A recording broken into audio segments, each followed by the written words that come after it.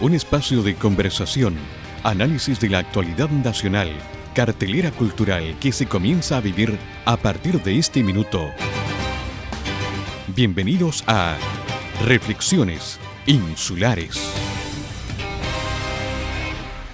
Bienvenidos a Reflexiones Insulares en esta nueva edición. Nuestro agradecimiento por permitirnos llegar hasta sus hogares a través del canal 53 de Telefónica del Sur, que va desde Chillán hasta Coyhaique, como también a través de INET, canal 47, y nuestras radioemisoras asociadas como son Caramelo 96.1 en Ancud y Esperanza 90.1 en Ancud. Y también la vasta red de emisoras de Radio San Carlos en Quellón, Chonchi, Castro y Dalcahue. Podemos llegar hasta ustedes también a través del YouTube y Facebook, una vez que este programa es emitido a través del Canal del Sur. Nuestro invitado en el día de hoy, un personaje muy importante y muy especial dada la fecha que vamos a ir desarrollando durante el transcurso de la entrevista.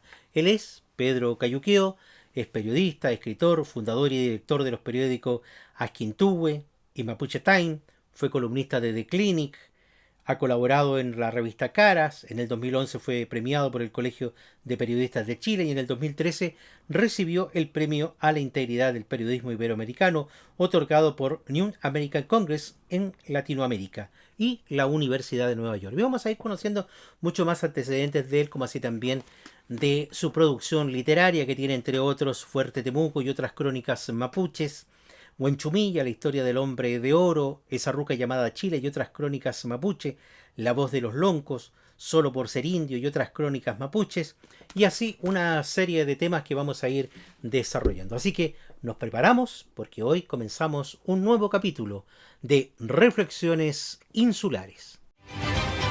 Reflexiones Insulares. Muy bien, y estamos iniciando esta nueva edición de Reflexiones Insulares a través del Canal del Sur. Ya hicimos la presentación en la primera parte de nuestro programa, de nuestro entrevistado, y ya lo tenemos aquí en la pantalla. Pedro Cayuqueo, periodista, dijimos, y él nos va a contar un poco más de su vida. Bienvenido, Pedro, a Reflexiones Insulares en el Canal del Sur. Un gusto estar con ustedes. Encantado de poder compartir y aportar en lo que sean mis propios conocimientos sobre estos temas. Y que son bastante en todo caso, y es un tema, lo comentábamos con unas personas, les decía, últimamente nosotros estamos como de moda, ¿ya? Yo creo que en el próximo censo, en este país, va el 99,9%, como dice un aerosol por ahí, son mapuches, porque en todas las movilizaciones sociales, en todos lados, la primera cosa que aparece es la bandera. Entonces, me queda esa sensación que estamos un poco como de moda. Sí, ojalá no sea solo una moda, porque las modas son pasajeras y van y Eso es lo vienen. preocupante.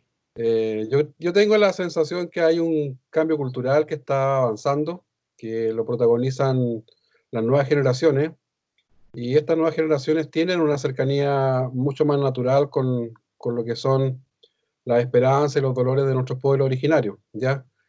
Quiero pensar que hay un cambio cultural, generacional, que es lo que hace que muchos de ellos se identifiquen con nuestros símbolos, porque ante la crisis que hay de legitimidad en la política, de legitimidad en los actores públicos, ah, asoma para ellos la causa mapuche como algo digno, como algo honrado, como algo que merece respeto, y yo creo que esa apropiación de los símbolos es algo positivo. Ojalá, como te decía, mucho más allá de una moda pasajera.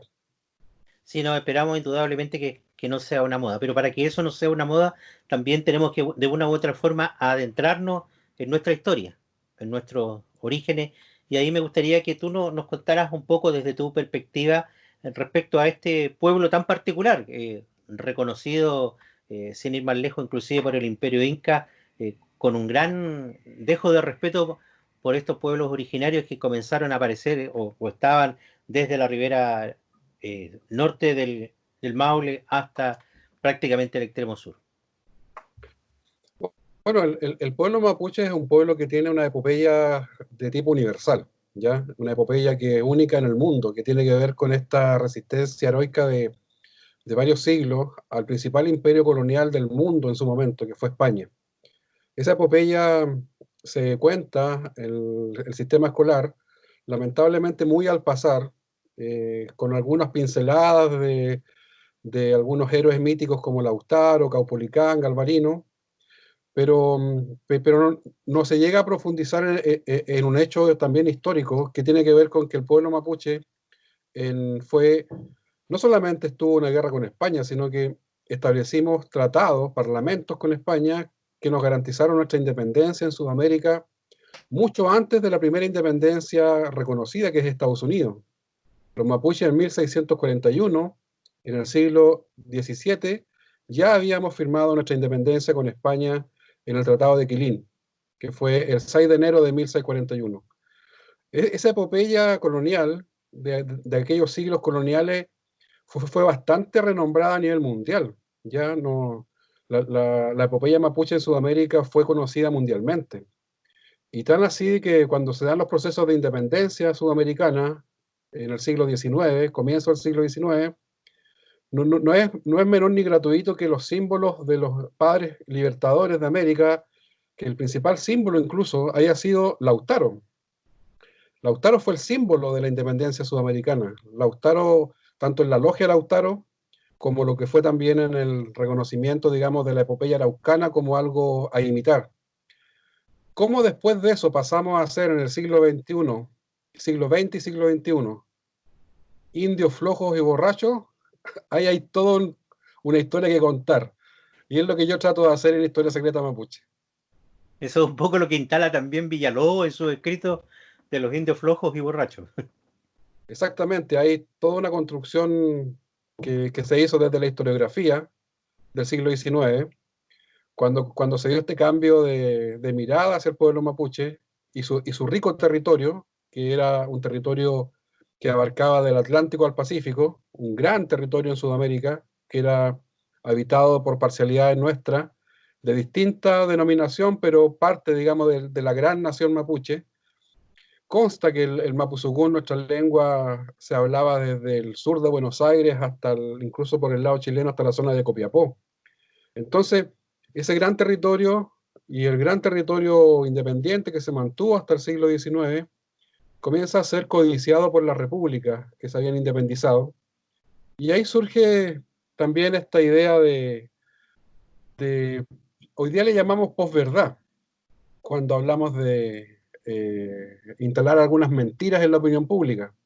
Y en el siglo XIX hubieron personajes que se encargaron de establecer algunas falsedades sobre el pueblo mapuche que permitieran conquistar nuestras tierras, a hacernos una guerra, por así decirlo, que fue bastante infame esa guerra, porque se violaron tratados que existían, se violaron acuerdos que existían, relaciones diplomáticas que existían entre las jefaturas mapuche con las autoridades argentinas y chilenas. Y la verdad es que fue una guerra bastante a traición infame que desembocó en que nuestro territorio fuera ocupado militarmente, nuestras tierras fueran ocupadas después por colonos extranjeros y también hacendados del Valle Central y también hacendados de la zona bonaerense, porque estamos hablando de ambos lados de la cordillera. Y nosotros pasamos a ser campesinos pobres de subsistencia, siendo que la principal actividad económica mapuche durante siglos anteriores había sido el comercio ganadero. Nosotros éramos una sociedad de hombres y mujeres a caballo y comerciantes de ganado. Esa era la actividad principal mapuche por siglo. Y bueno, y nos transformamos en lo que somos hoy día, que lamentablemente seguimos siendo, en el siglo XXI, un pueblo no muy reconocido, con bastante estigma social y también con niveles de pobreza que son altísimos. En función de eso, de lo que tú planteabas hace un instante, que tiene que ver con la independencia de este pueblo reconocido por un imperio como lo era el Imperio Español, que yo creo que vale la pena indicar a quienes, particularmente a nuestros jóvenes o adultos que nos ven, el Imperio Español, estamos hablando de un imperio, es lo mismo que hoy día quizás levantarse contra Estados Unidos. Y en esas Exactamente. mismas condiciones, este pueblo logra su independencia. En el mapa, ¿cuáles son los límites de la nación mapuche en ese minuto? Bueno, yo te comentaba que a la llegada de los españoles, el pueblo mapuche, en tanto, digamos, una unidad lingüística, una nación lingüística, por así decirlo, tenía un área de influencia gigantesca que correspondía de Copiapó hacia el sur. tú te encuentras de Copiapó hacia el sur con toponimia mapuche, ¿ya? Nombres del cerro, nombres de lugares, nombres de ríos, en fin. Y eso da cuenta de un asentamiento antiguo ahí de una cultura. Luego de la lucha contra los primeros invasores que llegaron del norte, que fueron los incas, eso es algo que a veces no se cuenta, pero la primera gran guerra mapuche documentada es la guerra contra el imperio inca. Y está documentada en las actas que hay en Lima, en Perú, de cronistas de aquella época, que documentan esta confrontación contra los mapuches, digamos, del sur. En esa guerra con los incas, los mapuches logramos establecer una frontera en el río Maule.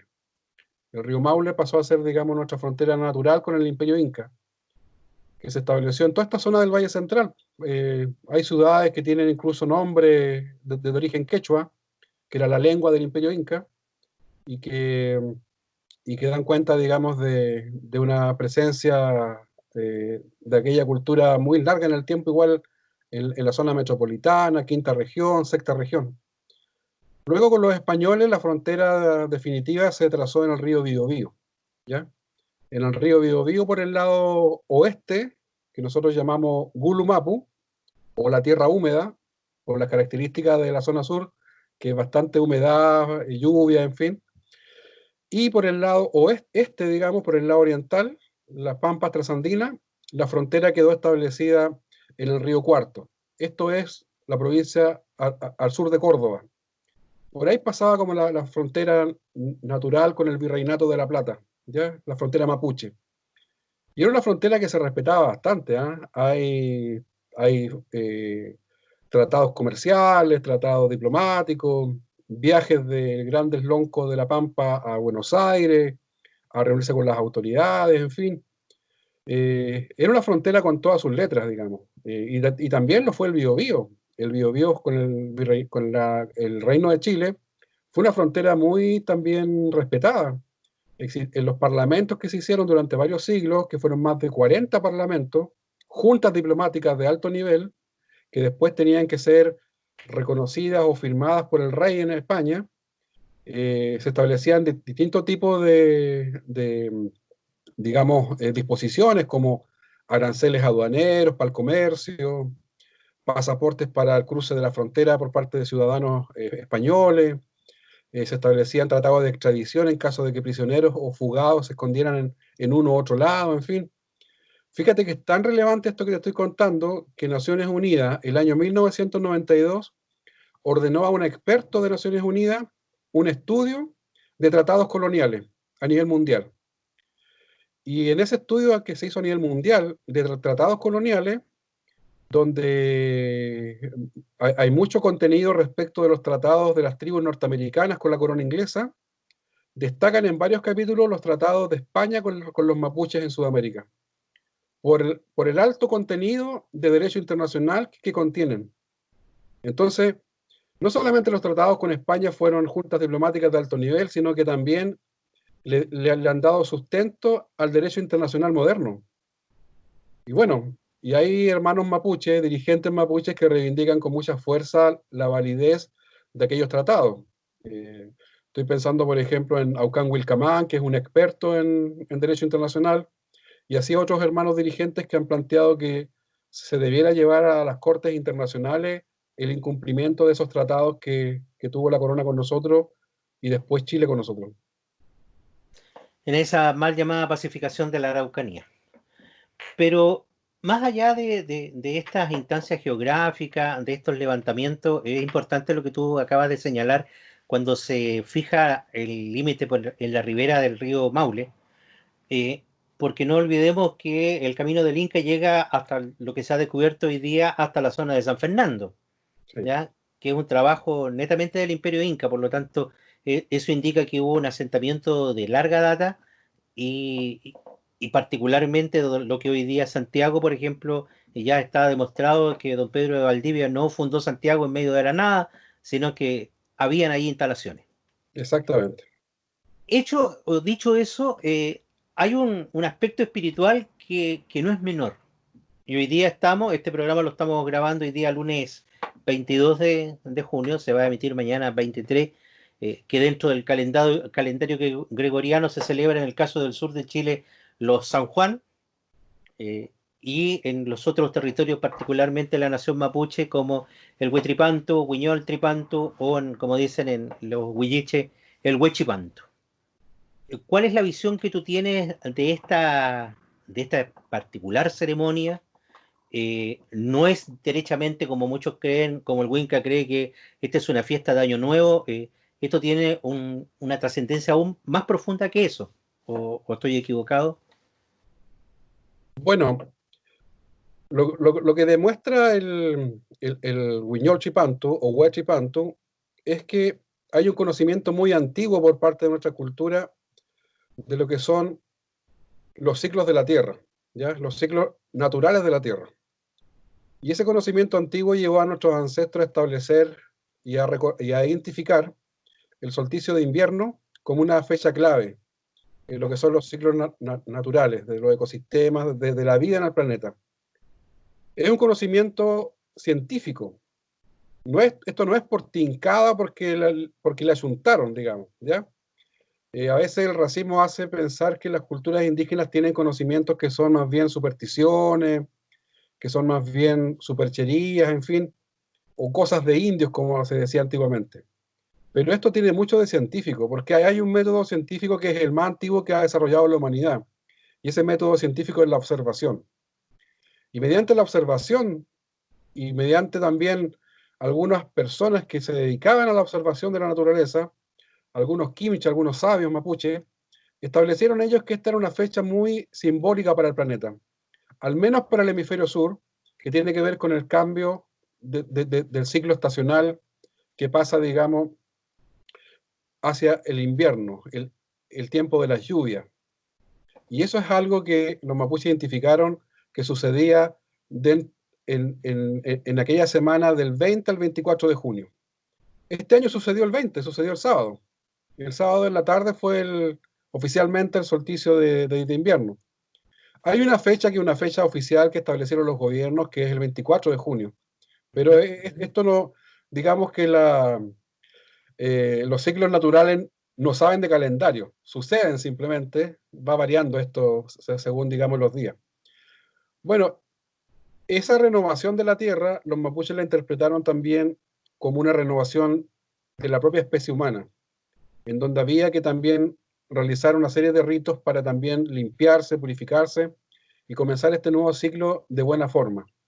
Y de ahí vienen ciertas tradiciones que se han ido recuperando, porque esta ceremonia, hay que decirlo, se perdió bastante en el tiempo producto del cristianismo, y muchas familias mapuches, yo recuerdo cuando era niño, celebraban más bien el San Juan, y no precisamente el Guiñol Chipanto. El San Juan se instaló en los tiempos casi de la colonia como una festividad popular, y eso, digamos, se fue tomando también algunas fechas simbólicas nuestras que pasaron a ser después mimetizadas con el cristianismo. Pero aún siendo una fecha muchas veces cristiana, si tú te fijas en los ritos, por ejemplo, que se hacían en San Juan, son bastante también propios de la cultura indígena, porque hay una mezcla, un sincretismo religioso. Bueno, lo bueno es que se ha recuperado la tradición antigua y estamos hoy día celebrando, conmemorando esta fecha tan importante y que nos llama en el ámbito familiar, porque esta es una ceremonia familiar, más íntima, digamos, nos llama a renovar nuestros votos con el respeto al medio ambiente, el respeto a la madre tierra, con el ser mejores hijos también de esta tierra que hoy día quizás con la pandemia mundial nos está dando una señal de alerta. Yo lo conversaba tiempo atrás con algunos machi, algunos ñempín del sur, y ellos me decían que si no será que la tierra está descansando un poquito de nosotros y se está mejorando de algunas enfermedades que nosotros somos la causa. Capaz que el virus seamos nosotros y el coronavirus sea la respuesta de la tierra ante esta enfermedad que nosotros le hemos provocado. Y bueno, es una mirada muy mapuche de entender la pandemia, porque para los mapuches las enfermedades son desequilibrios y desequilibrios que requieren ajuste. Y en esos ajustes nos puede ir bien o nos puede ir mal, pero tenemos que ser capaces de sacar las lecciones necesarias para que nos vaya bien en el futuro. Y esta fecha en especial es una bonita fecha para hacer esas reflexiones.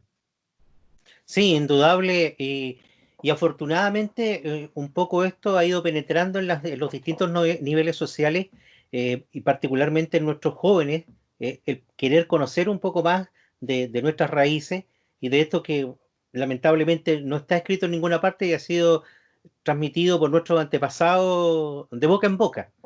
Y qué es lo que hoy día con lo que disponemos y hemos logrado construir este espacio. Sí, tenemos que insistir en esta recuperación de la memoria y del conocimiento antiguo de nuestras culturas, porque no solamente los mapuches celebramos el Huiñol Chipantu, también era un conocimiento que tenían las culturas andinas, los pueblos de la Amazonía y todos aquellos que habitan el hemisferio sur, porque los pueblos del hemisferio norte conmemoran el solsticio que se da a fines de año. En el calendario gregoriano corresponde al 25 de diciembre aproximadamente, y no es casual que la iglesia haya puesto el 25 de diciembre el nacimiento de Jesús. A- a- Acá nos estafaron con el San Juan y a los pueblos indígenas del norte los estafaron con el nacimiento de Jesús. Hay que ahí, digamos, aplaudir la inteligencia de los jerarcas de la iglesia que sabían utilizar estas fechas propias nuestras para montarse sobre ellas. Bueno, pero es una celebración que los pueblos de Sudamérica, del hemisferio sur, todos de una u otra forma conmemoran. Está el Inti Raymi en el caso de los pueblos andinos, el Machac Mara en el caso de los hermanos quechua, en fin, con distintas denominaciones y nombres, conmemoramos el mismo momento para nuestro planeta. Sí, y así lo hemos visto en estos días. Vamos a ir al corte comercial, Pedro. Vamos a cumplir con eso y volvemos en menos de un minuto. Espérenos un minuto y ya volvemos con Reflexiones Insulares.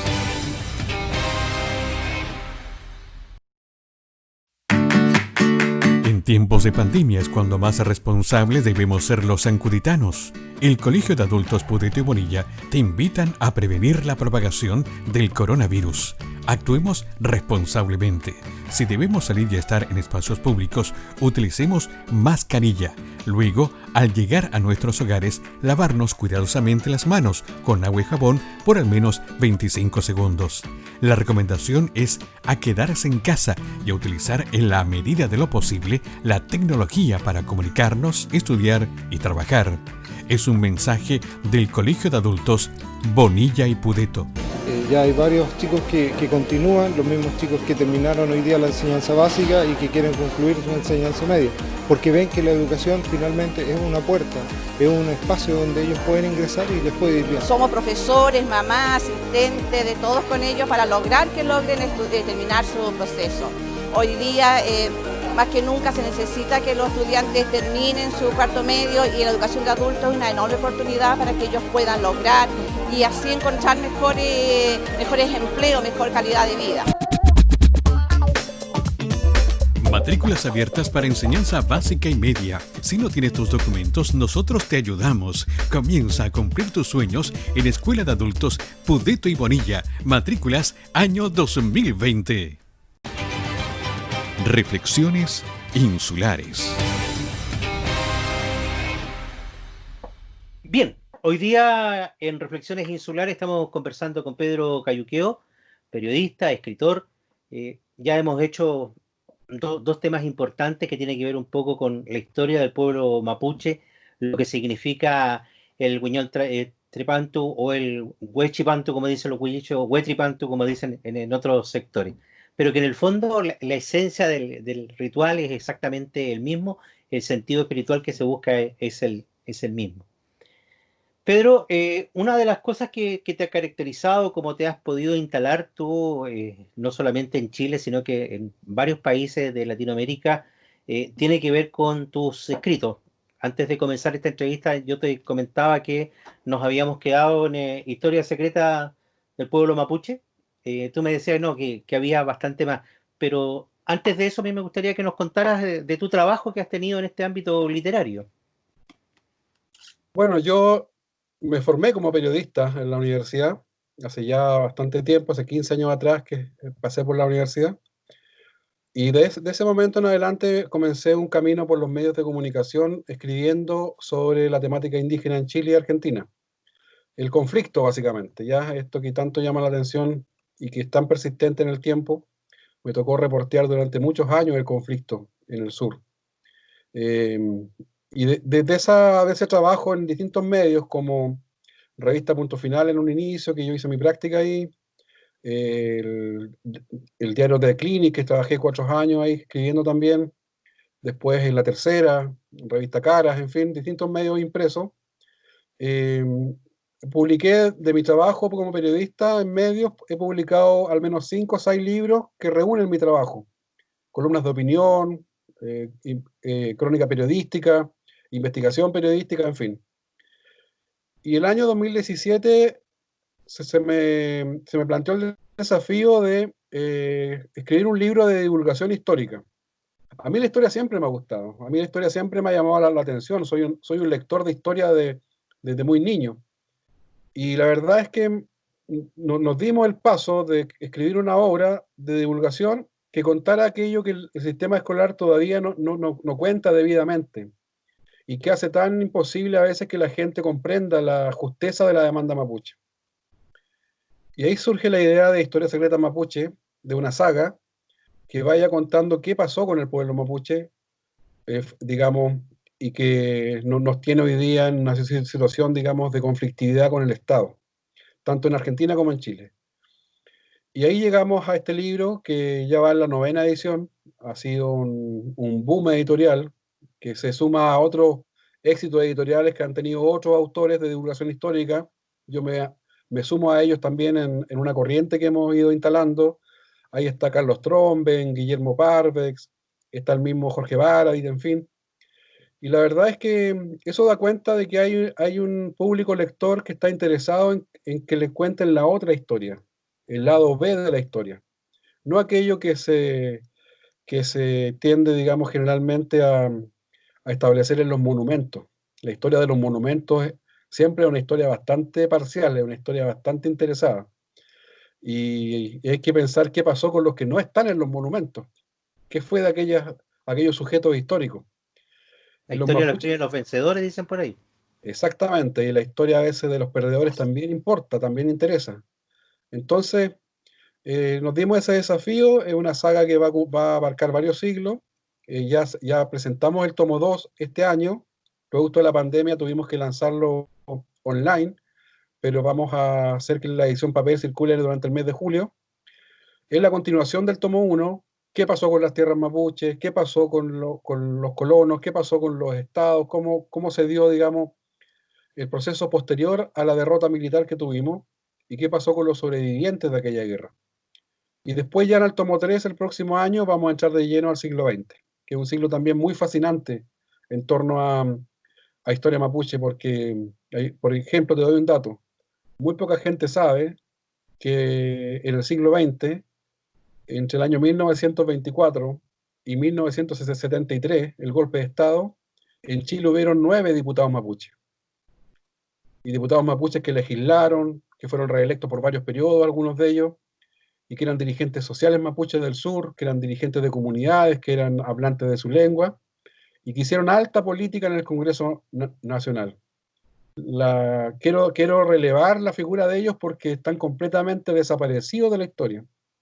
Y creo que es necesario que las generaciones actuales honremos la memoria y honremos el trabajo que hicieron ellos también en espacios como el Congreso, que si hoy día es antidemocrático, en aquellas décadas del 20, 30, 40 era bastante más porque ni siquiera votaban las mujeres en Chile. Entonces hay harto que contar ahí. Pero en esa visión que tú a mostrar en esta publicación, haces también una detención en todo este proceso que estamos viviendo hoy, de aquellos algunos grupos que se han levantado de manera violenta en la zona de la Araucanía. ¿Cuál es la mirada que tienes de eso? A ver, los libros de divulgación histórica hacen referencia, digamos, a tiempos pasados, ¿ya? Van cronológicamente avanzando en el tiempo con la historia, digamos, que atañe a cada tomo. Sin embargo, yo sigo publicando mis columnas en medios, que son columnas que tratan del conflicto actual. Este libro que publicamos el año pasado, por ejemplo, reúne todos mis trabajos en La Tercera de los últimos 2 años. Y aquí ustedes van a leer crónicas actuales, crónicas del conflicto actual, ¿ya? De lo que está pasando en Araucanía, lo que está pasando en Biobío, en fin. Sin quitarle el bulto tampoco a lo que es también los hechos de violencia que suceden, las muertes que nos enlutan cada cierto tiempo, tanto a mapuches como no mapuches. Y ese es un trabajo que continuamos haciendo porque yo sigo siendo corresponsal de varios medios. Publico habitualmente columnas en La Tercera, publico en el Diario Austral de Temuco, en fin, revistas internacionales. Entonces, paralelo al trabajo de divulgación histórica que hacemos con la saga Historia Secreta Mapuche, donde nos vamos al pasado y hablamos netamente del pasado, vamos paralelamente continuando con la labor de publicar columnas y crónicas actuales, que también los lectores la pueden ir siguiendo. Yo tengo una página web que es pedrocayuqueo.cl, donde van a encontrar todas mis columnas sobre actualidad, ¿ya? Y muy actuales, porque yo publico columnas cada 15 días o una vez a la semana, entonces todos los temas contingentes, estallido social, la pandemia, el derribo de monumentos, de estatuas que sucedió en varias partes del mundo hace muy poquito por este crimen del afroamericano en Estados Unidos. También tengo textos sobre eso, en fin. Esos textos más de contingencia también los pueden encontrar. A propósito de eso, hay un elemento que todavía no se ha podido erradicar de Chile que tiene relación con Cornelio Saavedra.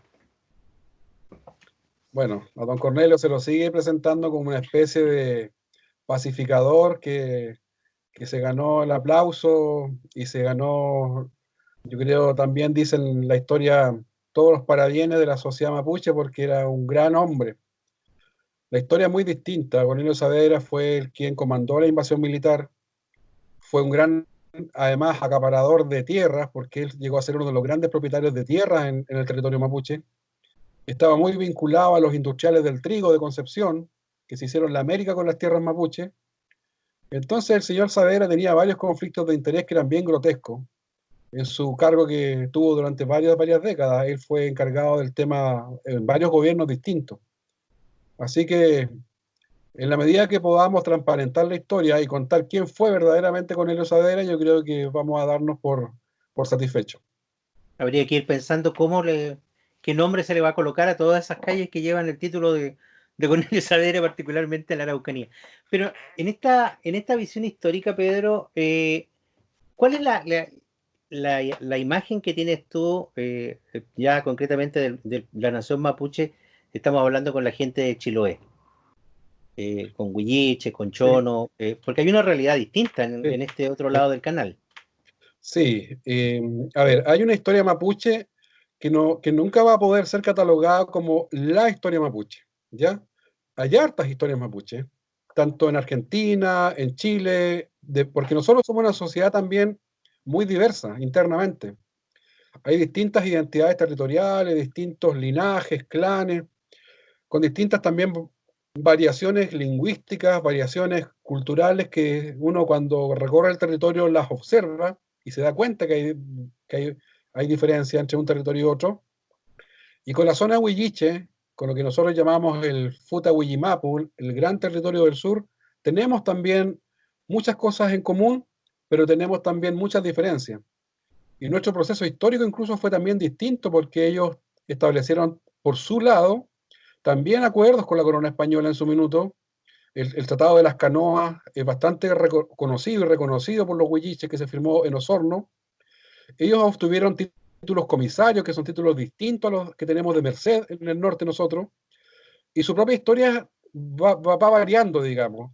La isla de Chiloé es un lugar fascinante porque ahí se da una mixtura increíble entre la tradición española, colonial, se da una mixtura con la tradición también local chilena chilota, los huilliches, en fin. Entonces, son identidades para mí, digamos, propias, que ellos tienen todo el derecho también de manifestar orgullo por su propia identidad.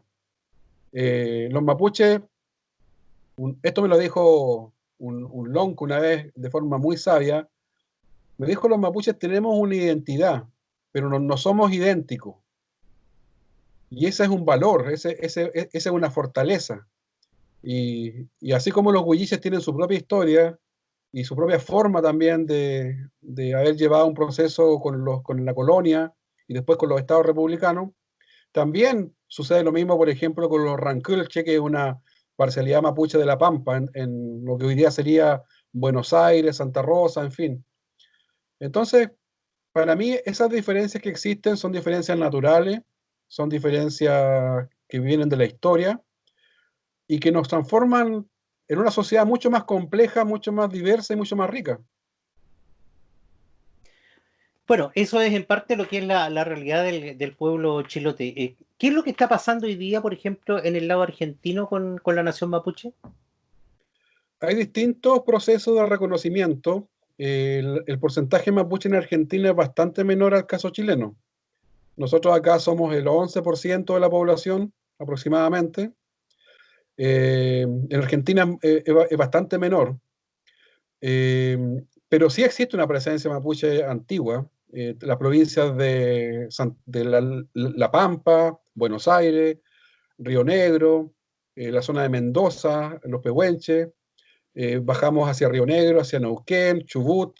Hay mucha presencia mapuche en esos lugares. Hay comunidades también. Y hay un proceso de autoafirmación bien interesante. Ahora, Argentina, al ser un estado federal, hace que cada dinámica provincial sea distinta a la otra, ¿ya? Cada provincia en Argentina es un pequeño reino. Sí. Ellos son un estado federal, entonces cada provincia tiene sus propias autoridades, su propio congreso, en fin. Entonces se genera una dinámica muy local. Y la actuación mapuche en esas provincias va variando según también la dinámica política que tienen ellos. En Neuquén, por ejemplo, hay harto avance. En Neuquén hay un trabajo larguísimo que ha hecho la Confederación Mapuche de Neuquén, que ellos tienen hace mucho rato avances concretos en torno a la temática mapuche.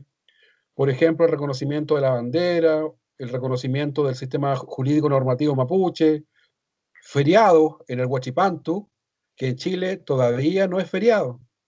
Han pasado más de 30 años de democracia post dictadura y todavía no tenemos los pueblos indígenas un feriado en Chile. Bueno, en Neuquén es feriado el Huachipantu. Y así en otras provincias como Chubut, por ejemplo, también tienen algunos avances en la materia, Río Negro también, La Pampa, Buenos Aires incluso. Entonces, es un proceso un poco distinto. Allá es más bien cultural. No es tan fuerte, digamos, el activismo, por así decirlo, más reivindicativo de tierras, por ejemplo, o que acá en Chile es bastante apremiante. Y sí, en la zona patagónica, en Chubut, se han dado procesos de movimientos radicales, juveniles, que un poco yo diría que toman elementos de lo que sucede en Araucanía. Sí, y eso es importante también destacar, particularmente para la gente joven. Esta frontera instalada en estos dos países, que es Chile y Argentina, para nosotros hay un momento de la historia que no existe, y por lo tanto, en mi caso, por ejemplo, tenemos Catrinahuela a este lado chileno y al lado argentino en iguales condiciones. Las comunidades son iguales. Exacto, sí, la montaña nunca fue una frontera para nosotros, era un lugar de paso y comprobado está que está llena de pasos para cruzar al otro lado. Yo estuve hace muy poco recorriendo el Puelmapu, Chubut, Río Negro, estuvimos también en Neuquén, en una gira que hicimos del libro en el año 2018 y, y nos dimos cuenta de que tenemos hasta los mismos apellidos en ambos lados de la cordillera. Me encontré con muchos parientes cayuqueos incluso en la costa atlántica, en Bahía Blanca. Y estuvimos en una comunidad mapuche cerquita del Océano Atlántico. Veíamos el mar desde la comunidad, donde un peñi nos invitó a comernos un jabalí. Entonces, tenemos presencia en ambos lados de la cordillera. Nuestra cordillera nunca fue una frontera para nosotros. Era parte del paisaje. Estamos llegando al final de este programa. Yo quiero invitarte, Pedro. Este programa no solamente se ve a través del Canal del Sur, desde Chillán por la zona central hasta Coyhaique por el sur, sino que tenemos algunas radioemisoras asociadas dentro de Chiloé. una en Quellón, Chonchi, Castro, Dalcahue y 2 en Ancud, que es Radio Esperanza y Radio Caramelo en la comuna de Ancud. Quiero brindarte ese espacio para que tú nos hagas alguna invitación, hagas la promoción de este importante trabajo literario que has venido desarrollando y que es bueno que todo el mundo lo conozca. Bueno, yo te agradezco el espacio, la posibilidad de conversar, la posibilidad de intercambiar aquí algunas miradas sobre estos temas. Estamos viviendo un tiempo complejo, estamos casi la mayoría de nosotros sufriendo esta pandemia global. Eso debería llamarnos a reflexionar también sobre nuestras propias relaciones sociales, cómo las hemos tenido durante tanto tiempo. Es paradójico que ahora nos estamos conectando incluso más con nuestras propias familias, estamos viviendo un tiempo quizás de reencuentro, preocupándonos de lo esencial y no de a veces superficialidades que tiene la vida moderna. Yo les hago un llamado a cada uno de ustedes a que conmemoren este cambio de siglo, Huachipantu, Huiñol Chipantu, lo conmemoren en familia. No es una festividad solamente para los pueblos originarios, es una festividad para todos los habitantes del hemisferio sur. Todos los habitantes del hemisferio sur debiéramos conmemorar este cambio de ciclo en la Tierra. Los invito a que se sigan cuidando, los invito a conocer los trabajos que estamos haciendo, una gran cantidad de escritores, escritoras, mujeres y hombres, para contar la verdadera historia de este país, y que a través de la palabra y a través de esta historia podamos reencontrarnos como sociedades, porque estamos llamados a convivir, y tenemos que convivir como pueblos hermanos. Gracias, Pedro, por tus palabras. Gracias por aceptar esta invitación, esta grata conversación que hemos tenido en el día de hoy, que esperamos en el futuro se pueda repetir. En nombre de quienes ven y escuchan este programa, reitero ese agradecimiento y nos estamos encontrando muy pronto, Pedro Cayuqueo. Un saludo, Peñi. Espérenos un minuto y ya volvemos con Reflexiones Insulares. En tiempos de pandemia es cuando más responsables debemos ser los sancuditanos. El Colegio de Adultos Pudeto y Bonilla te invitan a prevenir la propagación del coronavirus. Actuemos responsablemente. Si debemos salir y estar en espacios públicos, utilicemos mascarilla. Luego, al llegar a nuestros hogares, lavarnos cuidadosamente las manos con agua y jabón por al menos 25 segundos. La recomendación es a quedarse en casa y a utilizar en la medida de lo posible la tecnología para comunicarnos, estudiar y trabajar. Es un mensaje del Colegio de Adultos Bonilla y Pudeto.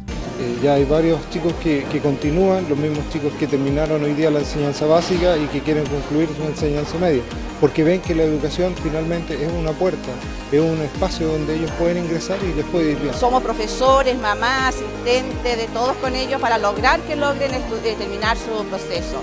Hoy día, más que nunca, se necesita que los estudiantes terminen su cuarto medio y la educación de adultos es una enorme oportunidad para que ellos puedan lograr y así encontrar mejores empleos, mejor calidad de vida. Matrículas abiertas para enseñanza básica y media. Si no tienes tus documentos, nosotros te ayudamos. Comienza a cumplir tus sueños en Escuela de Adultos Pudeto y Bonilla. Matrículas año 2020. Reflexiones Insulares. Y así en esta nueva edición de Reflexiones Insulares hemos conversado con Pedro Cayuqueo, interesantes temas como usted pudo ver.